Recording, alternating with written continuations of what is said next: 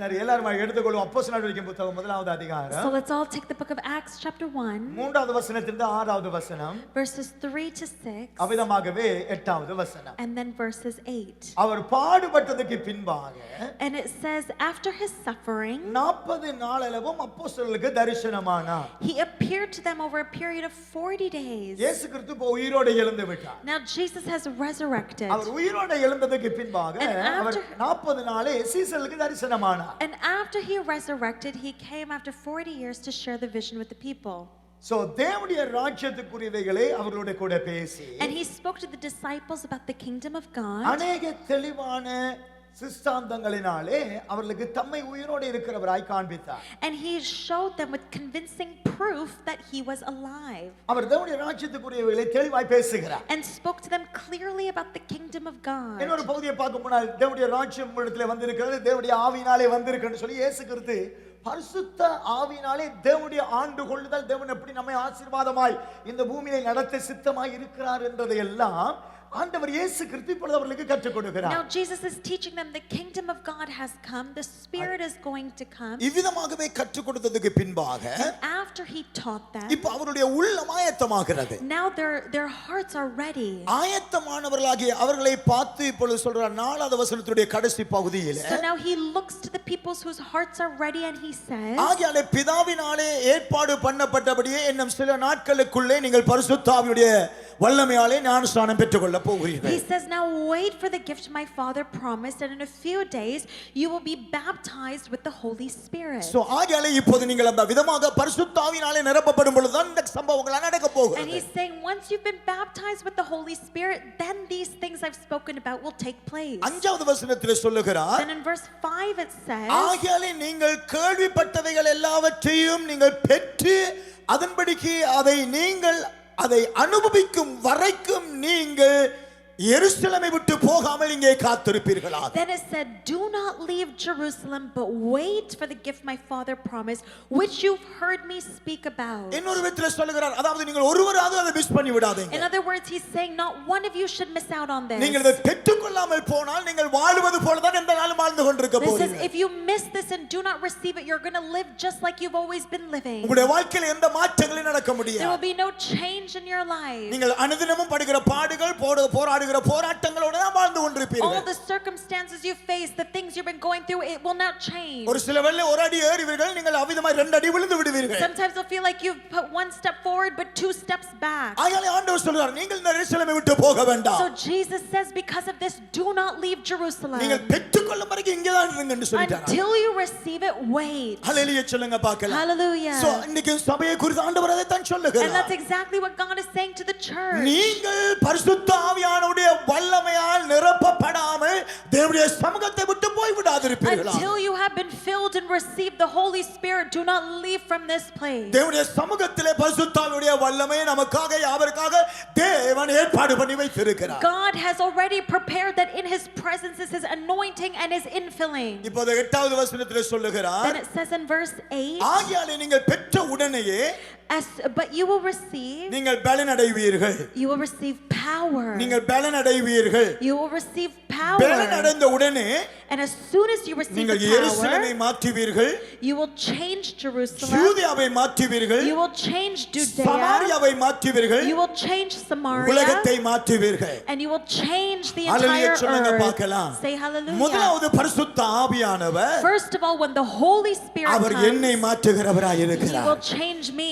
ஆமென் சொல்லுங்க பார்க்கலாம். Say amen. என்னை மாற்றாமல் எப்படி இன்னொரு நபரை அவராலே மாற்ற If முடியும்? he cannot change me, how can he change someone else? So ஆகையாலே பரிசுத்த ஆவியானவரை பெற்றுக்கொள்ளாமல் நீங்கள் போக வேண்டாம். So that way you must not leave without receiving the Holy Spirit. நீங்கள் பரிசுத்த ஆவியானவரை பெற்ற உடனே உங்களுடைய வாழ்க்கையில உங்களுக்குள்ள ஒரு மாற்றம் And வந்துவிடும். as soon as you receive the Holy Spirit, within you there will be a change. நீங்கள் மாற்றம் பெற்ற உடனே And as soon as you receive this அந்த மாற்றம் change, உங்களுக்கு மட்டுமல்ல என்றதை நினைத்துக் கொள்ளுங்கள். make sure you know that this change is not only for நான் உங்களை yourself. மாற்றி உங்களை ஆசீர்வதிப்பதற்கு ஒரு இலக்கு என்னவென்றால், The reason why I will change you and நீங்கள் bless you எருசலேமை மாற்ற தெரிந்து is கொள்ளப்பட்டவர்கள். because you have been elected to also நீங்கள் change யூதேயாவை Jerusalem. மாற்ற தெரிந்து You have been கொள்ளப்பட்டவர்கள். elected to change நீங்கள் Judea. சமாரியாவை மாற்ற தெரிந்து You have been கொள்ளப்பட்டவர்கள். elected to change நீங்கள் Samaria. உலகத்தை மாற்ற தெரிந்து கொள்ளப்பட்டவர்கள். And you have been elected to change So சொல்லுங்க, world. வீட்டை மட்டுமல்ல, So not just your house, டொரண்டோவை மட்டுமல்ல, not just Toronto, கனடாவை மட்டுமல்ல, not just நான் முழு Canada, உலகத்தையும் மாற்ற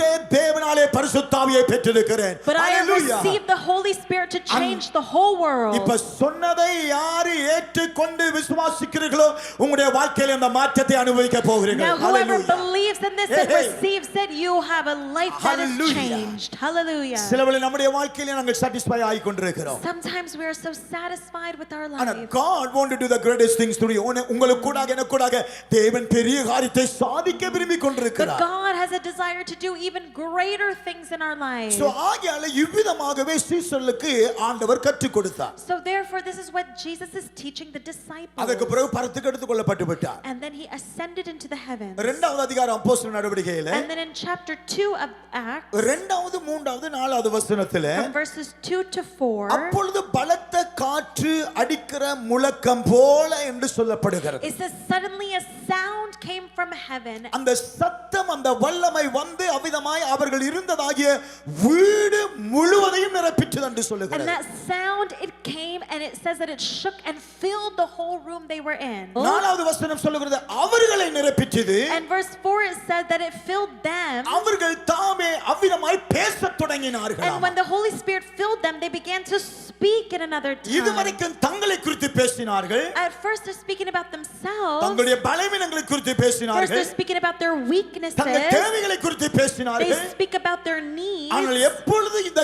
காற்றினால் நிரப்பப்பட்டார்களோ, But as soon as they were filled with that wind, பரிசுத்தாவியால் நிரப்பப்பட்டார்களோ, as soon as they were filled with the Holy அந்த Spirit, நிமிஷம் முதல் கொண்டு from that minute onward, பரலோக பாஷைகளை பேசத் they began to தொடங்கினார்கள். speak a heavenly language. தீர்க்கமான காரியங்களை பேசத் They began to தொடங்கினார்கள். speak prophetic தேவனுடைய things. வாக்குத்தத்தங்களை பேசத் They began to தொடங்கினார்கள். speak the promises of இதுதான் God. கிறிஸ்துவுக்கு முன்பாக இருந்ததாகிய And வித்தியாசம், this is the difference between before Christ கிறிஸ்துவுக்கு பின்பாக இருந்ததாகிய and the வித்தியாசம். difference between after Christ. காற்று அடிப்பதற்கு முன்பாக இருந்த This is வித்தியாசம், before the wind, காற்று வந்ததுக்கு பிறகு வந்ததாகிய and the வித்தியாசம். difference is that came after the wind was blown. அதற்கு முன்பாக தங்களுடைய காரியங்களை குறித்து நிதானித்தார்கள். Before they were only speaking about things they experienced, எப்போது காற்று வீசப்பட்டதோ, but the minute the wind blew, எப்போது பரிசுத்தாவியானவர் கொடுக்கப்பட்டாரோ, the minute the Holy Spirit was given, அதற்கு பிறகு தேவனுடைய தெய்வீகமான காரியங்களை குறித்து பேசத் then they began தொடங்கினார்கள். to speak of the heavenly and divine things of God. ஹல்லேலூயா சொல்லுங்க Say பார்க்கலாம். hallelujah. ஹல்லேலூயா சொல்லுங்க Say பார்க்கலாம். hallelujah. கிறிஸ்துவுக்கு முன்பாக ஒரு வாழ்க்கை, Before Christ is one life, கிறிஸ்துவுக்கு பின்பாக ஒரு வாழ்க்கை. and after Christ is another life. பரிசுத்த ஆவியானவரை பெற்றுக்கொள்வதற்கு முன்பாக ஒரு வாழ்க்கை, Before you receive the Holy Spirit, it's one பரிசுத்த life, ஆவியானவரை பெற்றதுக்கு பின்பாக ஒரு வாழ்க்கை. and after you receive the Holy Spirit, it's another life. இங்கே இவ்விதமாக தேவனுடைய ஆவியானவர் கிரியை செய்ய தொடங்கினார். And this is the way that the Holy Spirit began to do his work. Peter என்று சொல்லுகிறதாகிய மனுஷன், You see, the man Peter, நான் சொன்னது போலவே இயேசுவை சபித்தவன் அவன். like I said, he was a man who denied Jesus. ஒரு பயந்தவன், நடுங்கினவன், He was a man of fear who was இயேசுவை shaken. மறுதலித்து போட்டவன். He rejected and denied ஆனால் Jesus. பரிசுத்த ஆவியானவரை பெற்றதுக்கு பிறகு But the minute he received the Holy ஆண்டவர் Spirit, அவருடைய வாழ்க்கையை வல்லமையாக மாற்றினார். God changed his life in a hallelujah wonderful, சொல்லுங்க powerful பார்க்கலாம். way. ஹல்லேலூயா சொல்லுங்க பார்க்கலாம். Say hallelujah. ஒரு மனிதனுடைய வாழ்க்கையிலே பரிசுத்தாவியுடைய அபிஷேகம் வந்து விட்டால், When the Holy Spirit comes upon a man, அந்த நிமிஷம் முதல் கொண்டு பரிசுத்த ஆவியானவருடைய வாழ்க்கையிலே அவனை கொண்டு செய்கிற காரியம் அபரிவிதமான காரியங்களாக இருக்கும். from that moment hallelujah. onwards, the Holy Spirit takes this man and does the things of the Holy Spirit. Amen. Say amen. நாங்கள் பவுலை பார்க்கும் பொழுது And when we think about Paul, சபைகளை சித்திரவதை he பண்ணியவன் அவன். persecuted the churches. சபைகளை நொறுக்கினவன் அவன். He persecuted and he killed people. கர்த்தரை ஆராதித்த ஜனங்களை கொண்டு சிறையிலே அடைத்தவன் அவன். He captured and he put those who worship the Lord in prison. இப்படியான ஒரு கிரிமினலாக இருந்ததாகிய இந்த Saul, This criminal man named Saul, பரிசுத்த ஆவியானவர் நிறைத்து when he was filled with the Holy அவனை Spirit, பவுலாக மாற்றி he was changed into உலகம் Paul. முழுவதும் சபைகள் ஸ்தாபிக்கத்தக்கதாகிய அஸ்திபாரமான உபதேசங்களை அவனை கொண்டு இன்றைக்கு உலகத்துக்கு கொடுத்திருக்கிறார். ஹல்லேலூயா And சொல்லுங்க the பார்க்கலாம். minute the Holy Spirit filled him, he became a founder and a foundation for the establishment of churches around the world. பரிசுத்த ஆவியானவருடைய வாழ்க்கையை பெற்றுக்கொள்ள முன்னே உங்களுடைய வாழ்க்கை எப்படி, உங்களுடைய குடும்பம் எப்படி, உங்களுடைய பின்னணி எப்படி, அதே அவைகள் எல்லாம் நரகம் போல When காணப்பட்டால் the Holy Spirit fills you, what you did in the past and who you were before is completely passed away. even though like you felt like you are lived in the hell,